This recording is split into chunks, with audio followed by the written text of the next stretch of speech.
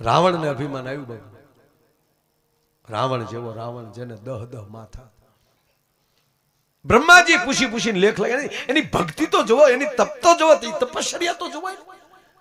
બ્રહ્માજી વિધાતા ખુદ કોઈનો જન્મ થાય તો રાવણ પાસે મંજૂરી લે કે લંકેશ આના શું લેખ લખું, એટલે એનાથી ઉપર તો લખી જ ન એકાય.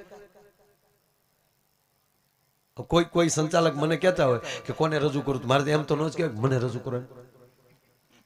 એક વાત છે ને, સાચી વાત છે. મારે સારા કલાકાર આગળ ગાય. અને ત્રીજી વાત બાપુ, કોક સારું ગાતું હોય ને, સોગંદથી કહો આપણે હાજરીમાં, કોક સારું ગાતું હોય ને ત્યારે હું એમ જ સમજુ હું જ ગાઉં છું.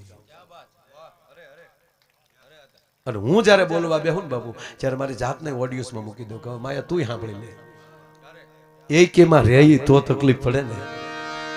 એની કરતા હારું પીરસાતું હોય સાંભળી લ્યો. હારું પીરસાતું હોય ખાવામાં આપણે સપોર્ટ કરી 10 લાડવા ઉલાળી જાય.